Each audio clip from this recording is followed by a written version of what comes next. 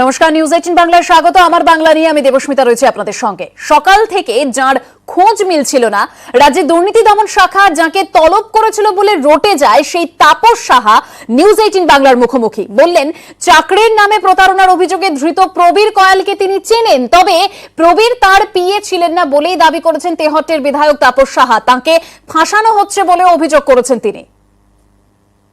আমি প্রবীরকে দিচ্ছি না, আদার্স কাউকে চিনি না। প্রবীর আপনার পিএ ছিল না, পিএর সিস্টেমই নেই। প্রবীর আমার এলাকার ভোটার, সেই হিসাবে চিনতাম। আপনার সঙ্গে ঠিক কিভাবে পরিচয় এবং কিভাবে কাজ করতেন? তৎকালীন কলকাতা কর্পোরেশনের চেয়ারম্যান ছিলেন শোভনদার সঙ্গে আমাকে লিখলো যে তাপস এই ছেলেটাকে পাঠালাম, কিছু সমস্যা আছে দেখে দিও, সেই থেকে পরিচয়। আপনাকে কারা ফাঁসাচ্ছে? টিনা সাহা ভৌমিক জেলা পরিষদের মেম্বার, দিলীপ পোদ্দার জেলা পরিষদের মেম্বার এবং তুহি ঘোষ শঙ্কর ঘোষ ছেলে, যারা বিগত দিনে আমার অ্যান্টি ছিল, তারা সকালে তৃণমূলে ছিলেন, ভোটের সময় বিজেপি করলেন। আমি সেটা কথা রাজ্য নেতৃত্বকে জানিয়েছি, তারা ভোটটা করেনি, আমাকে হারানোর জন্য সব রকম চেষ্টা করেছিল, কিন্তু হারাতে পারেনি। হ্যাঁ, তার প্রতিহিংসা। অর্জুন সিং কি তৃণমূলের পথে? বস্ত্রমন্ত্রীর সঙ্গে বৈঠকের পরেও অর্জুনের মন্তব্যে জোর জল্পনা। দল বদলের প্রশ্নে ব্যারাকপুরের বিজেপি সাংসদের মুখে ইঙ্গিতপূর্ণ মন্তব্য।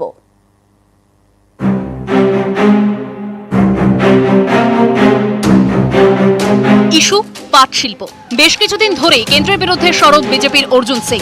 এতেই তৃণমূল ছেড়ে বিজেপিতে যাওয়া অর্জুনকে নিয়ে নানা মহলে জল্পনা। তাহলে কি এবার অর্জুনও ফুল বদলের পথে?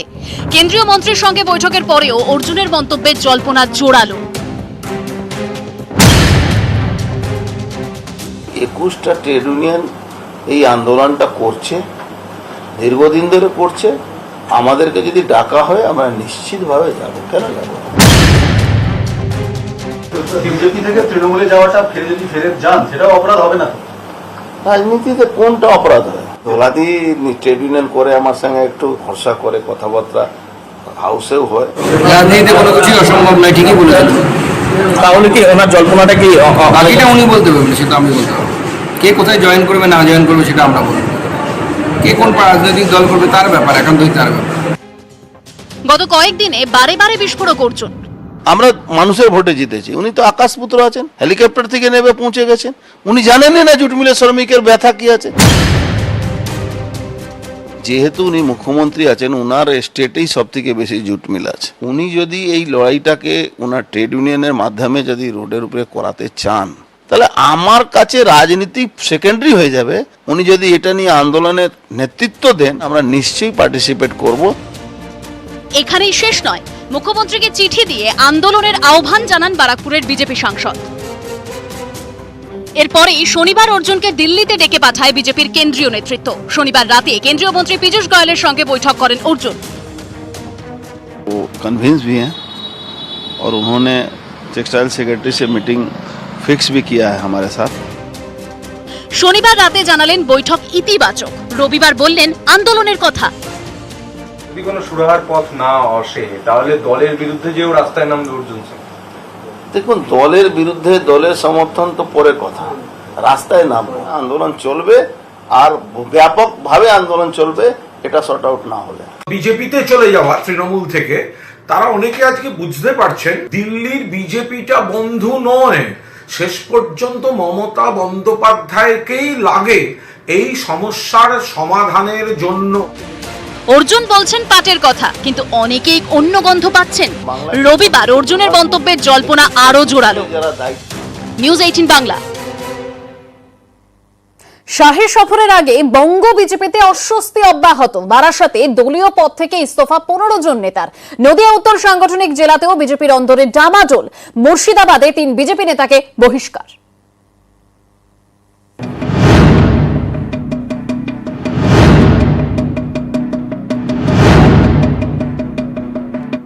চৌঠা মে বঙ্গে আসছেন অমিত শাহ। 21-এর নির্বাচনে বিজেপির স্বপ্নভঙ্গের প্রথম শাহী সফর।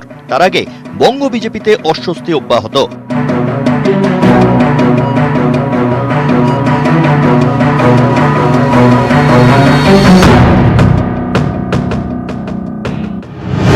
বারাসাতে বিজেপির রাজ্য কমিটির 1 সদস্য সহ 15 জনের দলীয় পদ থেকে ইস্তফা। পুরভোটে টাকা নিয়ে প্রার্থী করার অভিযোগে পদত্যাগ বলে তাদের দাবি।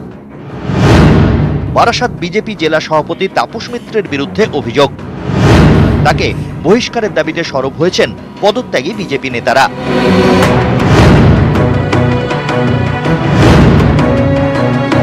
আমার দলে এই জিনিস হয় না যে তৃণমূল কংগ্রেসের লোককে ভারতীয় জনতা পার্টিতে স্থান দেবো, প্রমাণ করে দিক না।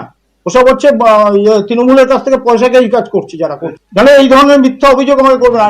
সুকান্ত মজুমদারের অস্বস্তি আরো বাড়িয়েছেন সঙ্গীত শিল্পী ঋদ্ধি বন্দ্যোপাধ্যায়। তার বক্তব্য, সম্মতি না নিয়েই তার নাম রাখা হয়েছে রাজ্য কমিটিতে। রাজ্য কমিটি থেকে তার নাম বাদ দেওয়ার আবেদন জানিয়ে বিজেপির রাজ্য সভাপতি সুকান্ত মজুমদারকে ইমেল করেন এই সঙ্গীত শিল্পী। ইমেলের কপি পাঠিয়েছেন বিজেপির সর্বভারতীয় সভাপতি জেপি নাড্ডাকেও। মুর্শিদাবাদেও বিজেপিতে ডামাডোল। এই জেলার 3 নেতাকে দলীয় শৃঙ্খলা ভঙ্গের অভিযোগে বহিষ্কার করা হয়েছে। বহিষ্কৃত নেতারা হলেন জেলা সম্পাদক পার্থ দাস ও সুদীপ্তা বিশ্বাস এবং গত বিধানসভা ভোটে হরিহর পাড়ায় বিজেপি প্রার্থী তন্ময় বিশ্বাস। বেশ কিছুদিন ধরে নদিয়া উত্তর বিজেপি সাংগঠনিক জেলায় গোলমাল। প্রথমে জেলা সভাপতির বিরুদ্ধে অভিযোগ তুলে একটি পার্টি অফিসে তালা ঝোলান কর্মীরা।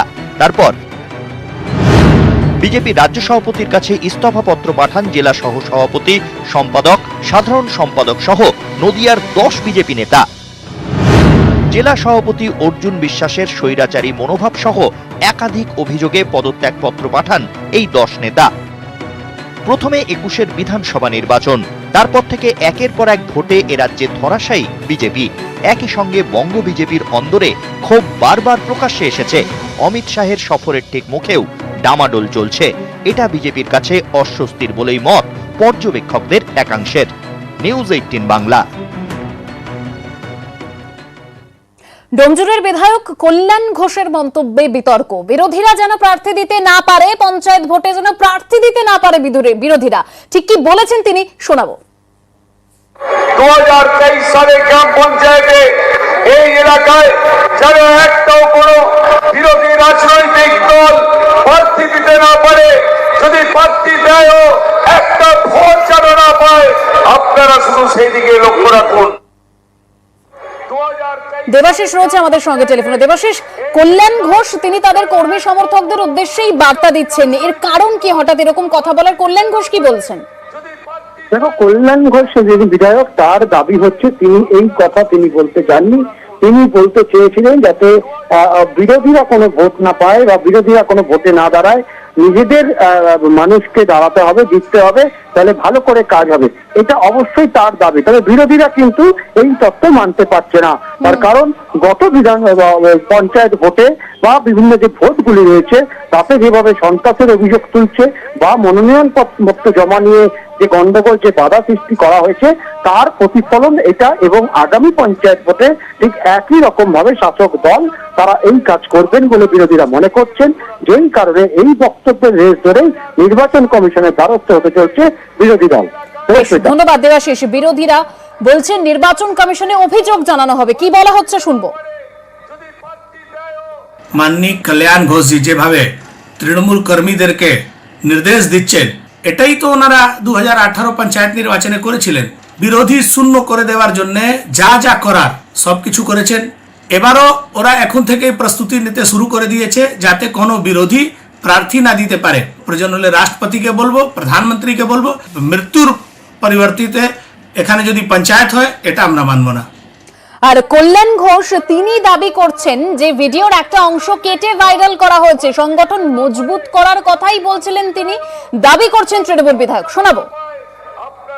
মানুষের কাছে পৌঁছতে হবে, পাড়ায় পাড়ায় মানুষের কাছে গিয়ে বিপদে আপদে থেকে মমতা বন্দ্যোপাধ্যায় জনমুখী প্রকল্পগুলো মানুষের কাছে দুয়ারে পৌঁছে দিয়ে তাদের সঙ্গে আর্থিক সম্পর্ক করে এমনভাবে মজবুত সংগঠন করতে হবে যে বিরোধীরা যেন এখানে দাঁড়াবার কথা চিন্তা ভাবনা না করে। ভিডিওকে কেটে একটা টুকরো অংশকে দেখিয়ে মানুষকে বিভ্রান্ত করতে চাইছে। আগামী দিন প্রার্থী দেওয়া নয়, তারা পতাকা লাগাবেন, লোক খুঁজে পাবে, কিন্তু এটা সন্দেহ আছে। তৃণমূল বিধায়ক কল্যাণ ঘোষের বক্তব্যের সঙ্গে সন্ত্রাসের কোনো সম্পর্ক নেই দাবি করছেন তৃণমূল নেতা কুণাল ঘোষ। দলীয় মিটিং এ তো যে কোনো দল বলবেই, দেখবেন সেই এলাকার সমস্ত ভোট যেন আপনারা পান, তো বলবেনই এমন ভাবে এলাকায় মানুষের পাশে থাকুন, এমন ভাবে উন্নয়ন করুন যাতে অন্য দল প্রার্থী খুঁজে না পায়, প্রার্থী দিতে না পারে। এর সঙ্গে সন্ত্রাসের কি সম্পর্ক? যখন বিজেপি বলে কংগ্রেস মুক্ত ভারত গড়ুন, তার মানে কি গান্ধী পরিবার থেকে শুরু করে বিভিন্ন জায়গায় কংগ্রেসীদের আই কার্ড দেখে দেখে দেশ থেকে বার করে দিতে পারে? একদম বলে না। এবার বাঁকুড়ার দিকে নজর রাখতে হচ্ছে, কারণ বাঁকুড়ায় মৌমাছি আতঙ্ক। ভনভনিয়ে উঠছে ঝাঁকে ঝাঁকে মৌমাছি। জানা যাচ্ছে ঝড়ে মৌচাক ভাঙাতেই এই হাল। তবে হুলের যন্ত্রণায় কাবু পথচারী থেকে গাড়ির চালক।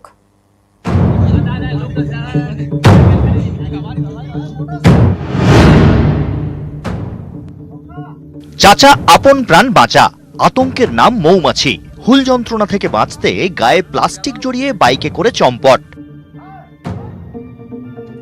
মৌমাছি আতঙ্কের এই ছবি বাঁকুড়ার তামলিবাঁধ থেকে মাচানতলা যাওয়ার রাস্তায়। ঝাঁকে ঝাঁকে মৌমাছির ভনভন, পথচারী থেকে গাড়ির চালক। হুলের জ্বালা থেকে রেহাই পাননি কেউই। রবিবার সকাল থেকেই মাচানতলায় মৌমাছি আতঙ্ক। এই যে আমরা যখন দোকানটা নিয়ে আসি মালটা নিয়ে এসে খুলতে শুরু করি, তখন একজন মোটরসাইকেল ফেলে পালালো, আরেকজন এলো, সে মোটরসাইকেল ফেলে পালালো। তারপর দেখছি মৌমাছি গেঁদে তাকে খুব জোর কামড়াকামড়ি করে, কেউ রাস্তায় পেরাতে পারছে না। অনেক মানুষ সাইকেল বাইক ফেলে দিয়ে চলে গেছে, আমরা সেটা আগুন দিই, সেটা আমরা রাস্তা ফিরে আসবো। বিপত্তির কারণ শনিবারের কালবৈশাখী। ঝোড়ো হাওয়ায় ভেঙে পড়ে মৌচাক। তখন থেকেই মৌমাছির মাতব্বরি। হুল যন্ত্রণা থেকে বাঁচতে এলাকায় ধোঁয়া দেওয়ার কাজ শুরু করেন বাসিন্দারা। তাতেই শেষমেশ রণে ভঙ্গ দেয় মৌমাছির দল। বাঁকুড়া থেকে প্রিয়ব্রত গোস্বামী, নিউজ 18 বাংলা। সুন্দরবনের ঢাকি সেতুর কাজ শেষ, কিন্তু এই সেতু 10 বছর ধরে কোনো কাজেই লাগে না। কুলতলি রায়দিঘির বাসিন্দাদের ভোগান্তির এক শেষ।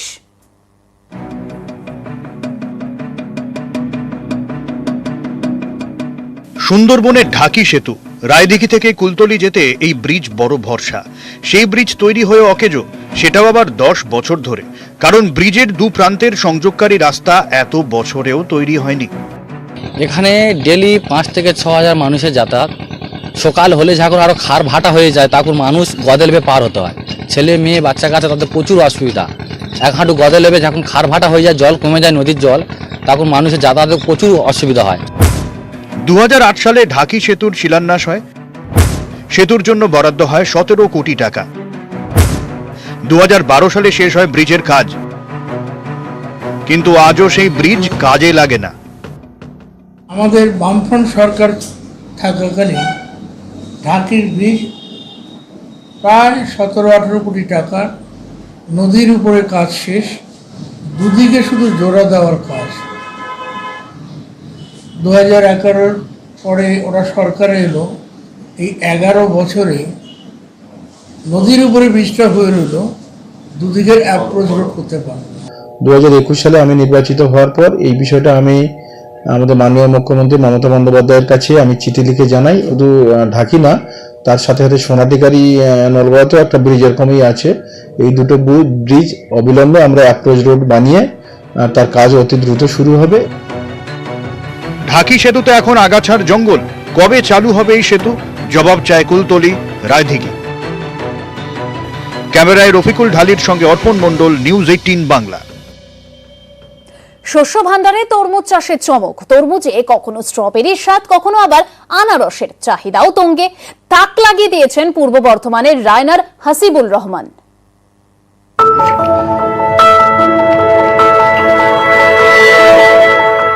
বাইরে সবুজ, ভেতরে লাল, স্বাদে মিষ্টি, গরমে চাহিদাও প্রচুর। খাবেন তরমুজ? স্বাদে আনারস কিংবা স্ট্রবেরি, রঙেও রকম ফের, কোনটি হলুদ, কোনটি সবুজ। পূর্ব বর্ধমানের রায়নার বড় বৈনানে তাক লাগানো তরমুজ। মুখ হাসি হাসিবুলের। তরমুজ মানে লাল, আমরা বলছি না, মানুষ একটু বিকল্প স্বাদ পাক, এবার সেই হিসেবে আমরা এই আরোহী তরমুজটা আছে, সেটা হচ্ছে বাইরে সবুজ ভিতরে হলুদ, এবং ফ্লেভারটা হচ্ছে আনারসের ফ্লেভার আছে। তরমুজের মধ্যেও মানুষ অন্য ফ্লেভার পাক এই গ্রীষ্মের দিনে, এই দাবাদাহের দিনে। কখনো অতিবৃষ্টি, কখনো বৃষ্টির দেখা নেই। পূর্ব বর্ধমানে বারবার ক্ষতির মুখে ধান এবং আলু চাষিরা, তাই ভিন্ন ধারার তরমুজ চাষে নজর দেন হাসিবুল। 8 বিঘা জমিতে বিভিন্ন ধরনের তরমুজের চাষ শুরু করেন। এর মধ্যে রয়েছে আনমোল এবং আরোহী প্রজাতি। আনমোলে তরমুজের ভেতরের অংশ হালকা সবুজ, স্বাদ স্ট্রবেরির। আরোহী তরমুজের ভেতরটা হলুদ, স্বাদ আনারসের। হাসিবুল জানিয়েছেন, খড়গপুর আইআইটির এক কৃষি বিজ্ঞানীর পরামর্শে প্রায় 1 বছর আগে তিনি তরমুজ চাষ শুরু করেন। সেই তরমুজই তাক লাগিয়ে দিচ্ছে। মোটামুটি চাষিরা এই এলাকার সমস্ত মানুষ এবং এখান থেকে বাইরে অনেকজন জেনে গেছে যে এখানেতে যে চাষটা সেটার আলাদা চাষ, বিকল্প চাষ, এর স্বাদ একটু আলাদা পাবো, এর গুণ একটু আলাদা পাবো। বর্ধমান জেলার যে ধরনের আবহাওয়া এবং যে ধরনের মাটির চরিত্র, আমাদের প্রায় সব ব্লকেই এই ধরনের তরমুজ চাষ করা যেতে পারে। তো যেখানে যেখানে আমি উৎসাহিত চাষি ভাইদের উৎসাহী পাবো, তাদের দিয়ে আমি চাষটা করাতে পারবো। বিদেশি প্রজাতির উচ্চ ফলনশীল বীজ, বেশিরভাগই তাইওয়ানের। হাসিবুলের দাবি, 8 বিঘার মধ্যে মাত্র 1 বিঘা জমিতে 3 মাস চাষ করেছেন। 1,80,000 টাকার তরমুজ বিক্রি হয়েছে। বর্ধমানের এই তরমুজ যাচ্ছে রাজ্যের বিভিন্ন জেলায়, চাহিদা বাড়ছে ভিন রাজ্যেও। মুখে হাসি হাসিবুলের। রায়না থেকে ক্যামেরায় সন্দীপ পালের সঙ্গে শরদিন্দু ঘোষ, নিউজ 18 বাংলা।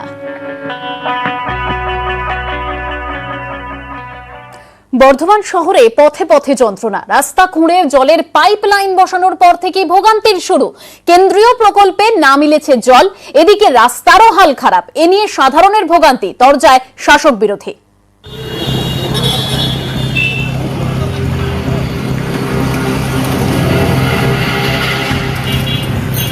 রাস্তা তো নয়, এ যেন দুর্গম পাহাড়ি পথ, কোথাও উঁচু কোথাও নিচু। বর্ধমান শহর জুড়েই এরকম বেহাল রাস্তার ছবি।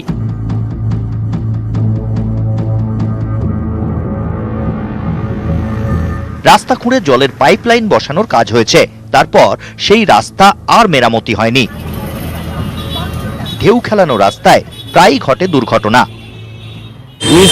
বসে গেল, বোট বসে গেল, প্রায় 1 মাসে তো চললো, তাদেরও কোনো উদ্যোগ দেখছি না। জলের জন্য সমস্ত রাস্তা খড়াখড়ি হলো, আমরা জলও পেলাম না, উল্টে রাস্তার এমন পরিস্থিতি হলো যে যান চলাচল তো অন্য ব্যাপার, আমরা হাঁটা চলাই করতে পারছি না। কেন্দ্রের অমৃত প্রকল্পে 2017 সালে জলের পাইপলাইন বসানোর কাজ শুরু হয়। লক্ষ্য ছিল 2019 সালের মধ্যে বাড়িতে বাড়িতে পানীয় জলের সংযোগ, কিন্তু তা হয়নি। প্রকল্প চালুর 5 বছর পরেও জল প্রকল্পের সুফল মেলেনি জল, রাস্তাও সারাই হয়নি, ফলে ভোগান্তি চরমে। আগামী 1 মাসের মধ্যে বর্ধমান শহরে যেখানে যা রাস্তায় ক্ষত আছে যথেষ্ট সম্ভব সেটা মেরামতি হয়ে যাবে, মানুষের চলাচলের যোগ্য আবার হয়ে যাবে। এদের পরিকল্পনার অভাব, কাজ করার সদিচ্ছা নেই, আর স্বজন পোষণ রয়েছে, তার ফলে এই বিষয়গুলো হচ্ছে। সাধারণ মানুষের যাতায়াতের জন্য মিনিমাম যে ব্যবস্থাটুকু করে দেওয়া প্রয়োজন সেটাও এরা এখনো করেনি। বিরোধীদের কোনো অভিযোগের জবাব আমরা দেবো না, কারণ উন্নয়নের নামে যদি ভাওতাবাজি হতো তাহলে রাস্তায় কাজ হতো না। এটা ছোটখাটো ব্যাপার নয়, কারণ গোটা বর্ধমানের বড় বড় রাস্তা থেকে অলি গলি সবটাকে ওই পাইপ লাইনের মাধ্যমে কানেক্ট করা হচ্ছে। বাড়ি বাড়ি জল কবে মিলবে, কবে সারানো হবে রাস্তা? 5 বছর পরেও উত্তরের অপেক্ষায় বর্ধমানবাসী। বর্ধমান থেকে ক্যামেরায় সন্দীপ পালের সঙ্গে শরদিন্দু ঘোষ, নিউজ 18 বাংলা। এখন বাতাস লাগে না আর তালপাতার পাখায়। গৃহস্থের ঘর থেকে হারিয়ে গেছে তালপাতার হাত পাখা। একসময় দক্ষিণ 24 পরগনার উস্তি থানার দেউলা গ্রামে শেখপাড়ায় ঘরে ঘরে তৈরি হতো তালপাতার পাখা। এখন সাকুল্যে 10-15টি পরিবার বয়ে নিয়ে চলেছে ঐতিহ্যের ব্যবসা।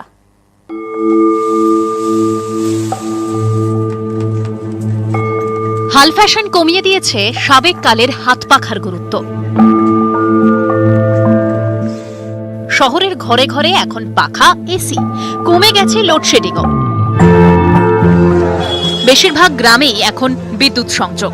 হাত পাখার চাহিদা এখন তলানিতে। তার উপর যোগ হয়েছে ফাইবারের পাখার সস্তা বাজার। তালপাতার পাখার আদলেই তৈরি হচ্ছে ফাইবারের পাখা, বিক্রি হচ্ছে অনেক কম দামে। ফলে কয়েক বছর আগেও যে দক্ষিণ 24 পরগনার উস্তি থানার দেউলা গ্রামে শেখপাড়ায় প্রায় 100টা পরিবার তালপাতার পাখা তৈরির কাজে যুক্ত থাকতেন, সেখানেই এখন মাত্র কয়েকটি পরিবার এ কাজে টিকে আছে। গরম তো পড়েছে, পাখার বিক্রি বেড়েছে আপনাদের? টুকটাক চলছে, খুব খুব বেশি চাহিদা নেই। এখন আর সেভাবে হয় না, এখন খুব কম হয়, প্লাস্টিকের পাকাটা হয়েছে এখন, এই কারণে এইসব পাকা আর খুব একটা বিক্রি হয় না।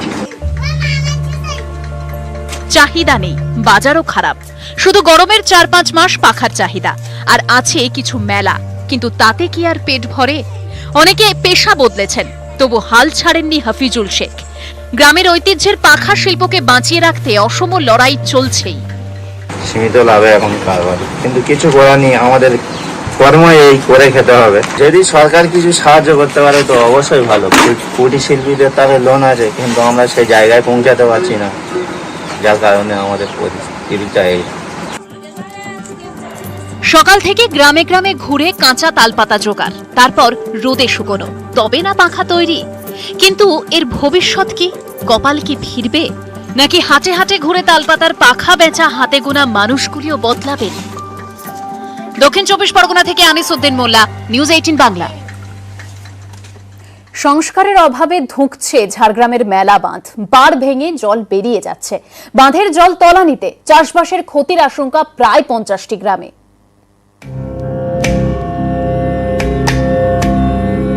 ঝাড়গ্রামের রাধানগরের মেলা বাঁধ। এই বাঁধের জলেই চাষবাসের কাজ হতো আশপাশের প্রায় 50 গ্রামের, কিন্তু এবার আর তা হচ্ছে না, কারণ তীব্র গরমে বাঁধের জল তলানিতে। যা জল আছে সংস্কারের অভাবে তাতে কচুরিপানা, বাঁধের একটা অংশের পাড় ভেঙেছে, ফলে জলও বেরিয়ে যাচ্ছে।